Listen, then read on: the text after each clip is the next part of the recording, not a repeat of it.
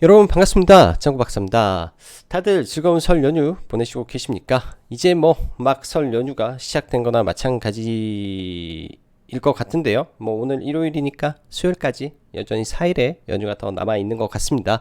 자, 시작에 앞서서 우리 청취자 여러분님들 모두 이 긴 연휴 동안 무탈하게 가족들과 행복하고 즐거운 시간 보내시고 맛있는 설 음식 많이 많이 드시면서 충분한 충전의 시간 그리고 리프레시 할 수 있는 그런 행복한 시간 보내셨으면 좋겠습니다.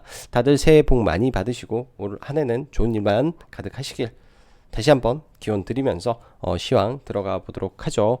자, 지난주 목요일부터 시장을 뭐 간단하게 체크를 해보면 목요일 국내 증시도 굉장히 또 큰 하락을 보이면서 마무리가 됐었는데 미 증시 또한 굉장히 또 이 뭐라고 해야 될까 난잡하다라고 말씀드려야 될까요?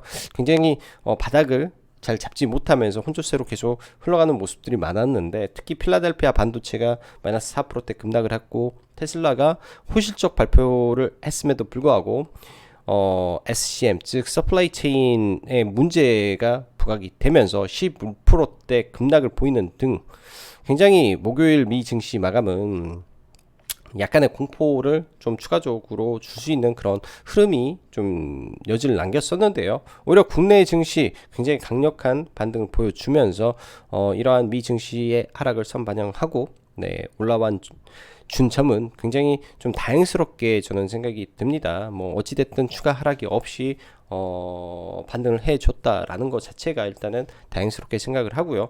사실 목요일도 그렇고 사실 수요일도 그래요. 그리고 금요일도 그렇고 여전히 이제 과매도 구간에 들어왔구나라고 생각을 하는데 시장의 이런 투심이라든지 이런 변수가 일부 해소가 되지 않다 보니까 시장이 계속 저가 매수세와 그래도 팔아야 된다라는 이 매도세가 계속 만나면서 힘겨루기를 금요일 오전까지 좀 했다라고 보여집니다. 일단 금요일 날 시장 코스닥 강력한 반등이 나오면서 저가 대비로는 무려 4% 정도 급반등이 나왔기 때문에 충분히 일단은 저가에서 지수를 좀 돌리는 모습도 보였고요. 또 비록 장 초반에 반대 매매 물량은 쏟아지지 않았지만 분명히 저는 장 개장 이후에 9시 반부터 10시 사이에 물량이 쏟아져 내려왔지 않나라고 판단을 합니다. 그 구간에서는 제가 볼 때는 뭐 지수를 잡는 방법도 저는 참 좋았다라고 생각이 들고요. 제 경우에는 그냥 지난번에 라이브 때 말씀드렸다시피 지수를 그냥 추가 매수를 좀 더 하면서 평단가를 좀 낮춰놓고 그렇게 넘어가고 있습니다. 사실 지금 구간에서는 참 재밌는 게 목요일날 미국의 필라델피아 반도체를 급락을 시켜버리고 금요일은 우리나라 시장의 지수를 강하게 캐리해서 끌어올린 거는 다름 아닌 반도체 지수였죠. 반도체 지수. 그런 점을 보면은 참 시장이 이런 빈집 공략을 기관이나 외인들이 굉장히 잘하는구나 라는 생각이 들 정도로 참 그런 부분이 우리가 투자하기가 참 어렵지 않나 라는 생각도 듭니다. 그래서 저도 개인적으로는 이런 부분에 대해서 혼선을 피하고자 지수의 반등에 레버리지로 좀 들어갔다 라고 보시면 될 것 같고요. 자, 시황 이어서 보도록 하죠. 자, 지독했던 1월 증시의 끝자락에서 피어온 반등의 신호. 애플의 공급망 문제에도 흔들리지 않는 실적을 발표했고, 그리고 그러한 공급망이 회복될 거라는 청신호를 애플에서 발언에서 나왔죠. 4분기 사실상 공급망이 최악을 보였고 작년보다 훨씬 더 안 좋은 상황에도 불구하고 이러한 부분이 올해 1분기부터 계속 점진적으로 풀려져 나가고 있다라는 발언을 했기 때문에 말 그대로 애플이 멱살을 잡고 나스닥 시장을 급등을 시켰다라고 봅니다. 나스닥 간밤에 일단 2.3%가 상승이 나왔는데요. 1.6%죠. 아니구나. 3%가 상승을 나왔는데요. 여기서 보면은 애플이 6%가 상승을 했기 때문에 뭐 애플이 거의 대부분을 끌고 왔다라고 보시면 될 것 같습니다. 그래서 전일 밤 미 증시를 보면 아주 행복한 흐름에서 좀 마무리가 됐고요. 이러한 흐름이 우리 시장이 목요일 날 개장을 하기 때문에 뭐 중간중간에 한번 체크는 해봐야 되겠지만 미국이 상당 부분 반등만 해준다면 목요일 날 국내 개장할 때는 일단은 상승 출발의 무게를 두고 갈 수도 있겠다라는 희망을 가지고 네, 연휴 즐겁게 보내시면 될 것 같습니다.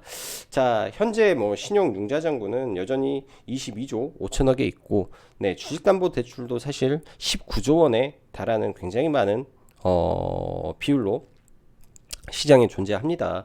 이러한 신용 융자라든지 이 대출로 산 B2가 사실 큰 폭의 감수가 나왔더라면 굉장히 빠르게 반등이 나올 텐데 여전히 그거는 다음 주에 추가적으로 체크를 해 봐야 될 것 같고요. 매일매일 지속적으로 반대 매매가 나오고 있다라는 점은 이러한 반대 매매의 끝자락에서는 물량 공백 구간이 분명히 발생을 하게 됩니다. 떨어질 때도 칼처럼 떨어지지만 반등도 칼같이 올라오기 때문에 그런 물량 공백 존에서 나오는 반등에 소외가 안 돼야 될 것 같고요. 그렇다면 지수 관점에서 대응을 하는 것도 나쁘지 않겠다라고 보여집니다.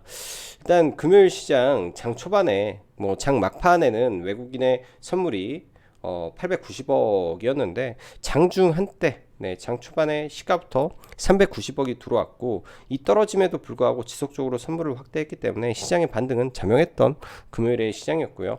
항상 여러 가지 박자가 맞아야죠.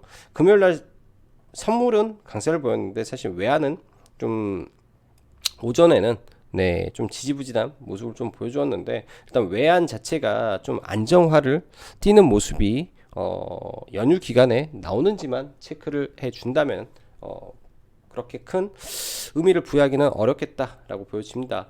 자, 시황 들어가 보면 목요일 미 증시가 테슬라의 실적 발표 이후 신차 로드맵 공개도 안 하고 오히려 이 서플라이 체인 문제에 대해서만 이 머스크가 말을 했죠. 문제가 심각하다라는 발언을 반복하다 보니 이러한 호실적 부분이 시장에서 굉장히 좀 적용이 안 되고 오히려 이러한 부분이 서플라이 체인에 대한 우려로 급락을 맞았고요.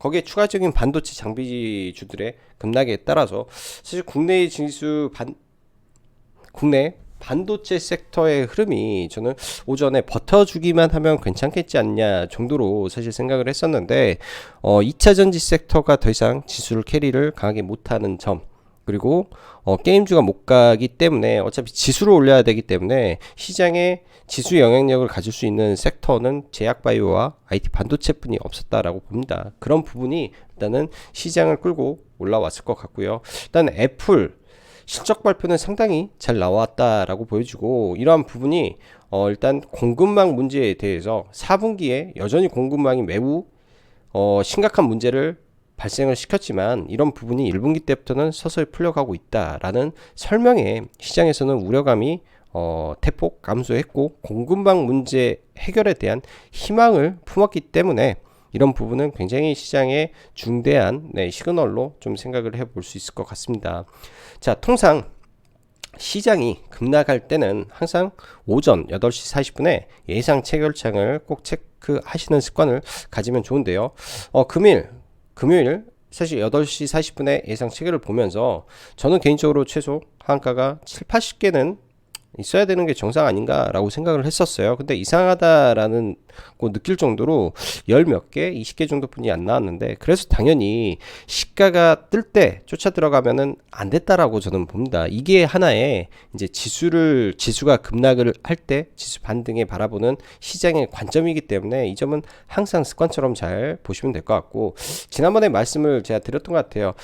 증시에는 신용 반대 매매 미수 반대매매, CFD 계좌 반대매매, 스탁론 등이 있죠. 그리고 하락장에서 오후장에 이 종목군들이 더 밀리는 거는 그 다음날 반대매매가 우려되는 이 자산에 대해 선제적으로 물량을 줄이기 때문에 반대매매에 대한 우려로 선제적으로 물량을 줄이기 때문에 오후장에 더더욱 투매가 또 가중이 되고 스탁론에 대한 반대매매가 오후에 펼쳐지기 때문에 이런 부분이 또 이 반대매매를 더 많이 키웁니다. 그래서 월요일날, 그러니까 금요일날 오전에 시가 반대 매매가 제한적이었기 때문에 장중에 한번 밀었다라고 저는 판단이 들고요. 그래서 항상 지수 급락 이후에 시가가 들어버리면 그런 점은 경계를 하고 시장을 바라봐야 되는 게 맞을 것 같습니다. 그래서 금요일은 사실 매수 포지션을 잡았음에도 불구하고 시가보다 아래쪽으로 포지션을 잡고 시장을 바라보는 관점이 이런 부분에서 시장을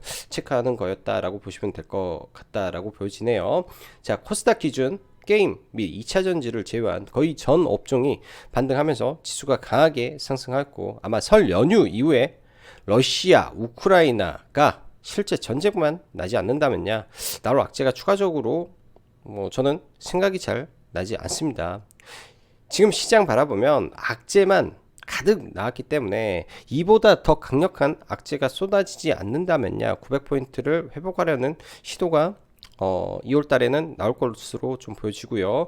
코스피 기준 LG에너지솔루션의 연기금의 못난이 매매가 어쩔 수 없이 따라가는 투신의 매수 속에 2월 10일경부터는 MSCI나 코스피 200 등의 주기 편입 기대감들이 선별적으로 이 패시브 자금이라든지 이 펀드 자금들을 당길 수 있다라고 보여집니다. 그런 부분이 LG에너지 솔루션이 바닥을 찍고 올라오는 구간에 지수를 함께 올릴 수 있겠죠. 지수를 올리게 되면 이때 기술적으로 2차 전지가 조금 더 올라가면서 지수의 하락을 방어하는 역할을 해줄 걸로 생각이 들어요. 과거 레버리지 말씀드렸는데, 일단은 시장이 어느 날은 게임이 올라오고 어느 날은 IT 반도체가 올라가고 기본적으로 종목에 대해서 대응이 좀 어렵다 싶으면 지금은 시장을 담아도 되는 구간이라고 저는 생각이 듭니다. 종목을 분산해서 대응을 하는 방법, 혹은 섹터 하나만 보지 말고 여러 가지 섹터를 순환매로 공략하는 방법도 있는데, 그게 녹록지 않다면 차라리 레버리지가 저는 나올 수 있다라고 보여집니다. 레버리지가 좀 나올 수 있다라고 보여지고요. 그러나 이번 시장의 반등은 과거 이 코로나 팬데믹 때 떨어졌던 3월 급락장과는 다소 좀 다른 양상을 보일 수밖에 없는데, 이거는 그때의 상황은 돈을 풀어서 시장을 캐리해서 올리는 흐름이었다면, 지금은 시장의 유동성을 흡수하는 초입 단계에 있기 때문에 반등이 강하기보다는 L자형 반등을 하면서 어찌됐든 하락의 절반까지는 올라가지 않을까라고 생각은 하고 있습니다. 그렇지만 그게 이제 2월 달에 그렇게 발생이 되고 3월 달 선물 옵션 동시만기 플러스 3월 FOMC를 기점으로 한 번 더 시장에 충격을 줄 수 있기 때문에, 그 전에 이번에 2월 달 반등에서 또 일부 현금을 잘 챙겨 놓는 전략이 필요하겠죠. 자, 테슬라 실적 발표 후 하락, 그리고 LG에너지 솔루션의 급락에 따른 2차전지 섹터 약세. 오전에 이걸 봤으면 2차전지 섹터는 오늘 당연히 공략 대상에서는 빼야 될 것 같고, 여기에 이제 우리가 생각을 해야 될 거는 다른 것보다도 이 로봇이죠. 테슬라 CEO의 머스크의 신차보다 로봇에 집중하겠다. 그럼 올해 로봇 이벤트는 현대차, 기아, 현대차, LG전자, 삼성전자, 그리고 여기에 테슬라가 꼈습니다. 삼성전자는 올해 4월 달에 신제품을 론칭한다. 매년 4월 달에 론칭한다. 그런 이슈가 있기 때문에 로봇주도 봐야 된다라고 지속적으로 말씀드리고 있어요. 로봇주 보는 거는 에브리봇 실체가 있는 위주에서 보는 게 좋겠다라고 보여져요. 이렌시스, 에브리봇, 아진엑스텍 등등 해서 로봇주는 계속 관심을 갖고 봐야 될 상황이다 라고 보여주고, IT 반도체 섹터 SK하이닉스가 급락을 딛고 6%대 급반등이 나왔는데, 급락을 한 거는 미국 증시 하락도 그리고 국내 증시 하락도 영향이 있었겠지만, LG에너지 솔루션에 따른 과도한 연기금의 매도 때문에 그로 인한 반발 매수가 강하게 들어온 성격도 분명히 있을 거라고 생각이 듭니다. 기본적으로 실적 대비 여전히 저평가로 보여지고 있는 게 저는 IT 반도체인데, 러시아 우크라이나 사태로 미국의 제재 이슈 때문에 시장에서 한 방 더 맞은 섹터가 IT 반도체겠죠. 이 러시아 우크라이나 사태 관련해서는 이따가 이 시황 후반에 한 번 더 다뤄볼 텐데, 이거는 풀릴 문제라고 본다면 IT 반도체는 지속해서 우상향 가능성이 매우 높다. 좋은 위치에 왔을 때는 언제든지 잡을 수 있는 게 IT 섹터다 라고 보여집니다.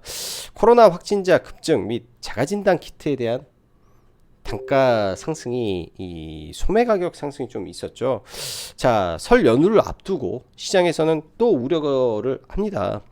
설 연휴를 앞두고 여러 가지 우려가 있겠죠. 방산, 뭐 러시아 우크라이나에 대한 불안감, 혹은 코로나 확진자가 추가로 더 터져버릴 거에 대한 두려움, 이런 부분이 일차적으로 이런 종목군들의 시세를 더 가속적으로 당겼고요. 특히 휴마시스가 저는 대장이다라고 계속 말씀을 드렸는데, 휴마시스 거래대금 1조 원을 터뜨리면서 금요일날 독보적인 시장의 주도주 역할을 했습니다. 어찌됐든 휴마시스는 금요일날 뭐 좋든 싫든 무조건 매매를 했어야 되는 종목이고요. 항상 장 초반에 빠르게 상한가 종목이 나온다면 그러한 섹터에서 순환매가 많이 돌 수가 있겠죠.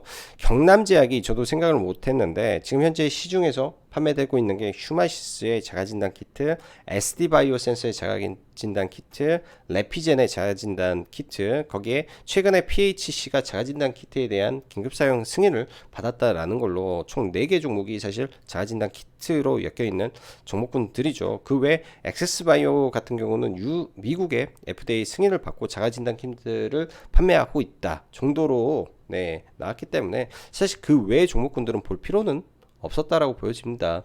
그냥 뭐 테마로 움직이기 때문에 뭐 조금 더 갈 수도 있고 못 갈 수도 있지만은 실체가 연결되는 종목군들 위주에서 싸움을 하는 게 그나마 안정적이겠죠. 그런 부분이 휴마시스가 상향을 갈 수 있었고 경남제약이 상향을 갈 수 있었고 엑세스나 PHC, SD바이오센서가 거래대금을 유지할 수 있었던 부분이라고 보여져요. 어떠한 구간에서 들어왔더라도 웬만해서는 다 수익이 났을 섹터라고 보여지고, 이쪽 부분에서는 연휴 끝나면 개인적으로 볼 때는 시세를 다하지 않았을까 사려 됩니다. 일 생산량 750만 개면 사실 공급의 쇼티지는 전혀 없다라고 보여져요.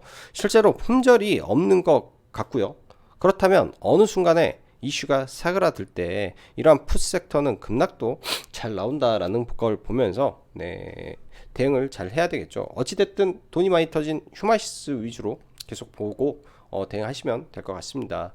러시아 우크라이나 사태, 러시아 정상회담, 러시아와 프랑스가 주말 사이에 정상회담을 했는데, 화상이죠. 화상 정상회담을 했는데 푸틴은 침공 계획이 전혀 없다를 재확인했고, 러시아 푸틴도 2월 4일날 중국의 이 베이징 올림픽에 참가를 합니다. 자, 우크라이나 대통령은 어제 서방 국가들이 전쟁을 과도하게 조장한다, 제발 좀 조장하지 좀 말아달라라고 요청을 했고요. 작년에도 비슷한 병력 규모의 훈련을 이렇게 진행을 했었는데 너무나 전쟁을 조장하고 있기 때문에 국내 경제에 치명상을 입고 있다, 너무 과하게 하지 말아달라 라고 당사국에서는 말을 하고 있습니다 등. 제 개인적인 생각의 정황상으로 보면 바이든이 자꾸 지지율이 떨어지니까 이쪽으로 더 몰아치는 느낌이 저는 강하지 않나 생각이 돼요. 전장보다는 해결될 것으로 보는 게 좋을 듯 합니다. 그런 의미에서 이제 GS라든지 뭐 한일단조라든지 이런 방산과 이 에너지, 인플레이션 관련된 에너지를 약간 멀리하면서 매매를 할 필요는 있을 것 같고요. 또 한 가지 더, 전 세계 코로나 확진자 상황을 한 번 정도는 체크를 해 보시는 것도 좋을 것 같습니다. 미국 최악은 지난 것으로 보이며 그 피크가 이미 치고 지속 감소되는 모습이 나오고 있다라는 점은 그나마 긍정적이게 해석을 할 수 있고, 그 외 아프리카 및 중남미 등이 감소를 하고 있다라는 관점에서 코로나 확진자의 피크가 지나면 곧 바로 공급망 문제의 해소로 갈 수 있다는 점이 그간 우려를 불러온 인플레이션 이슈를 느그트릴 수 있는 재료가 될 수 있다라고 보여집니다. 종합해서 보면 FOMC 회의는 어찌되었던 결과가 발표가 되었고, 이 다음에 금리 인상에 대한 이슈는 2월 중순 혹은 말에 돼서 이 다음 달에 있을 FOMC 회의에 대한 우려 혹은 전망을 하겠죠. 그래서 최소한 당분간은 금리에 대한 이슈는 잠잠할 것이고, 러시아 우크라이나 사태는 어찌되었던 이 당사국 간의 해결의 기미가 보이고 있다라는 점, 그 다음에 유럽 국가들은 어찌됐든 이거를 잘 봉쇄를 하고 싶어 한다. 근데 우크라이나 자체가 미국이나 영국에게 니네 조장 좀 하지 말아달라 라고 말을 하고 있기 때문에 이런 부분은 제가 볼 때는 해결의 기미로 저는 판단하는 게 좋지 않나라고 생각이 듭니다. 종합해서 현 시장 여전히 전체적으로 보면 악재만 가득합니다. 주말 뉴스를 여러분들도 보셨다시피 뭐 9시 뉴스에도 나오더라고요. 뭐 동학개미의 뭐 전멸, 뭐 코스피 하락, 뭐 금융시장 뭐 붕괴, 뭐 그리고 뭐 2월 달에 뭐 코스피가 200, 뭐 2,400 간다라는 사람도 나오질 않나. 2,500은 뭐 기정사실화 되는 것처럼 말을 하질 않나. 근데 잘 생각을 해보면 우리가 지난 2021년도 1월 코스피 다 4천 간다라는 말을 많이 불렀습니다. 뭐 삼성전자 10만 원은 당연히 넘는다라고 말을 했고요. 동학개미가 승리했다. 온통 장밋빛 정만만, 장밋빛 시황만 가득했던 시절 이후를 우리가 생각을 해보고 지금 현재를 돌이키면서 저는 설 연휴를 오히려 이러한 공포의 끝자락이 강한 반등의 시작점이 될 수 있다는 생각과 함께 아주 행복한 시간을 가족과 즐겁게 보내셨으면 좋겠습니다. 자, 종목군들 뭐 지수나 종목 몇 개만 보고 연휴 끝자락에 다시 찾아뵙도록 하죠. 일단 코스닥 지수를 보면 아주 의미 있는 구간에서 반등이 좀 나왔죠. 이러한 차트를 길게 열어보면 아일랜드 갭이 있었던, 아일랜드 갭이라는 거는 강력한 반등이 있었던 자리죠. 강력한 반등이 있던 자리를 이 갭이 존재하는 이 구간에서 정확히 일단 지지를 받고 좀 올라왔는데요. 뭐 캔들적으로 해석을 하면 이 하락의 중심까지 반등이 나왔다라는 거는 이 음봉만 잡아먹게 되면, 예를 들어서 이 하락의 이 음봉만 완벽하게 장악을 해주면 단기적으로 925포인트까지 올라올 수 있는 가능성이 열렸다라고 보시면 될 것 같고요.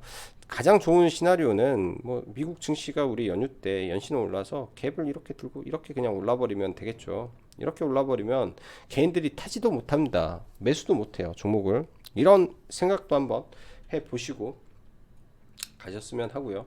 코스피 지수는 상대적으로 지금 반등의 폭은 약한데 LG에너지 솔루션이 추가적으로 하락을 했을 때 이 여기서 10%가 더 밀리면 100조라는 라운드 피겨 시가총액이 존재하죠. 그런 구간에서부터 본격적으로 자금이 들어오는지, 그러한 자금이 들어오면서 이 2차전지 ETF를 같이 끌고 올라오는지 정도로 체크를 해보면 좋을 것 같습니다.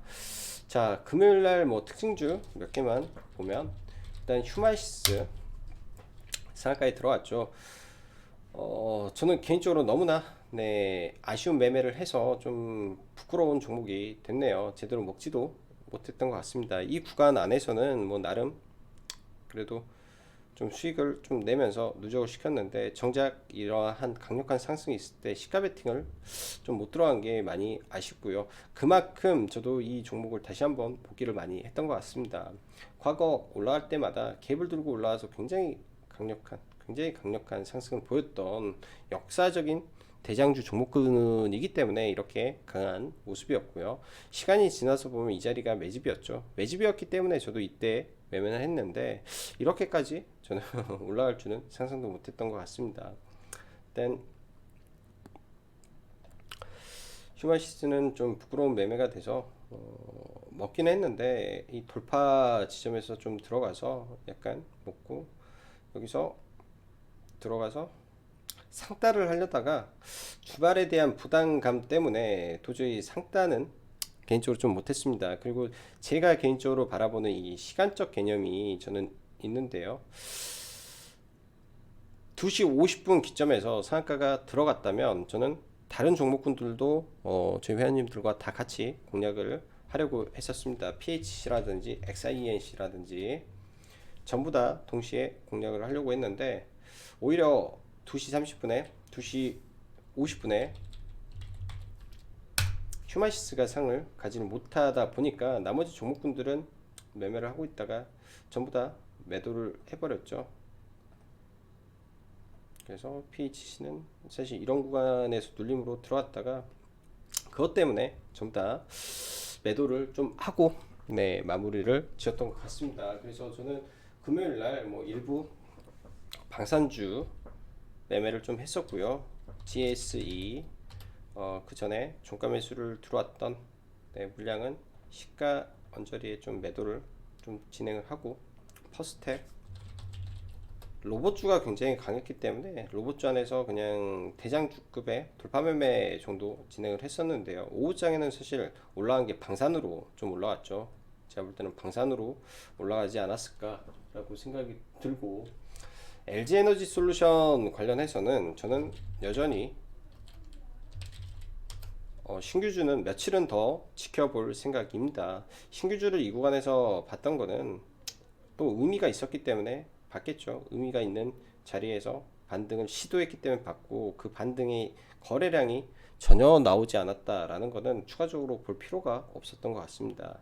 이 자리를 재돌파하는 시점에서 저는 아마 이 종목을 매매할 것 같아요. 그 전까지는 아예 매매를 안 할 생각이고요. SK이노베이션 정도 조금 매매를 진행을 했던 것 같습니다. 약간의 돌파로 SK이노베이션 들어가서 짧게 매매를 했는데, SK이노베이션도 이 구간에서 IPO 계획이 없다라는 발언을 하면서 일단 지금 현재 LG에너지솔루션과 SK이노베이션의 이 시가총액 괴리가 굉장히 커져 있죠. 그렇기 때문에 그런 부분이 모멘텀이 될 수도 있는 부분이라고 저는 좀 생각이 듭니다. 그렇게 시장에서 작용을 해주는지 좀 체크가 필요해 보이고요.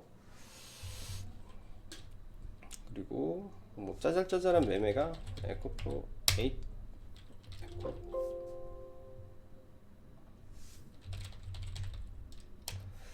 짜잘짜잘한 매매만 좀 했던 것 같네요. 에코프로 HN 뭐 짧게 한 2% 정도.